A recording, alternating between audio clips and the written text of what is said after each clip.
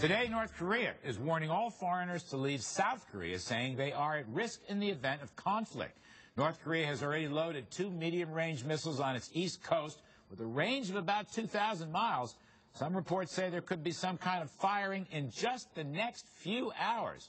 So let's talk about this one. We bring back our great friend, former Assistant Secretary of Defense under President Ronald Reagan, Frank Gaffney.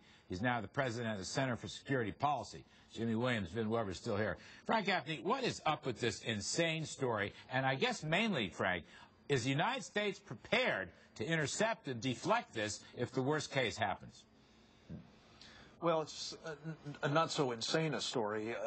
We've conditioned the North Koreans to believe that if they engage in provocative behavior, they will be rewarded for it. And I'm afraid, Larry, despite some of the efforts the Obama administration made in the past week or so to signal otherwise this time, it seems as though behind the scenes they've been engaging in it again. So you may well see these missile tests, one or more of them. And it's interesting that at the very moment that that's being laid on, apparently, by the North Koreans, the U.S. government has stood down on one of its long-scheduled and, frankly, very much needed missile tests of one of our intercontinental ballistic missiles. Was that a big mistake, Frank? Was that a big mistake, stepping down from that? Does that show weakness? Well, here's my concern, Larry. I think we're in this fix at the moment because the United States under President Obama has really been running down our nuclear deterrent, including those long-range ballistic missiles. He's been making it clear he wants to get rid of them as part of his denuclearization scheme, and he's been physically allowing them to be, I think, degraded, atrophying, really. And that's really why I think it is a mistake.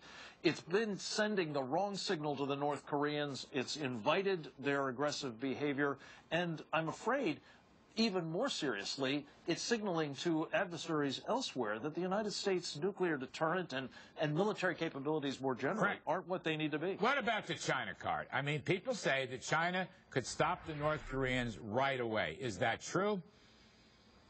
I think they probably could. There's just no evidence that they want to. I think that they have been playing a double game, backing the North Koreans, that without the Chinese help, there would be no North Korean regime, let's face it, and extracting concessions from us to get their help in trying to moderate the North Koreans' behavior. It's a very cynical bit of business, and I think, frankly, if we persist in rewarding for the Chinese and rewarding the North Koreans, we're going to get more bad behavior from both of them. You know, some people they sort of mock North Korea. I guess North Korea deserves to be mocked, but the point I'm trying to make is a lot of these missile tests have just gone poof.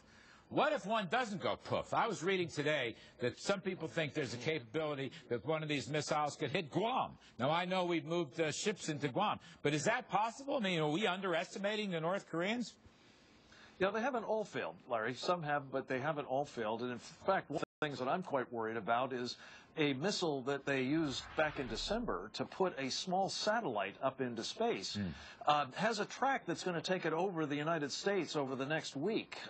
And that, if it has, for example, the kind of weapon that we believe they may have gotten from Russia, an EMP weapon, an electromagnetic pulse weapon, should they decide, God forbid, to detonate it over our country, it could crater our electrical grid and, in fact, our society. You know, so this is not a trivial problem. You are the second person in a couple days. Monica Crowley told me the exact same thing on my radio show on Saturday. I was not aware of that. It's a really important point, and I thank you for making it. As always, Frank Gaffney, thanks for walking us through this. Up next on Kudlow, you really didn't think ultra-lefty Paul Krugman was going to give the great Margaret Thatcher any credit at all for Britain's economic renaissance? Now he's trying to fudge the numbers, and we have the data, and we have the picture, and we are going to show you why Krugman is completely wrong. Stay with us, please.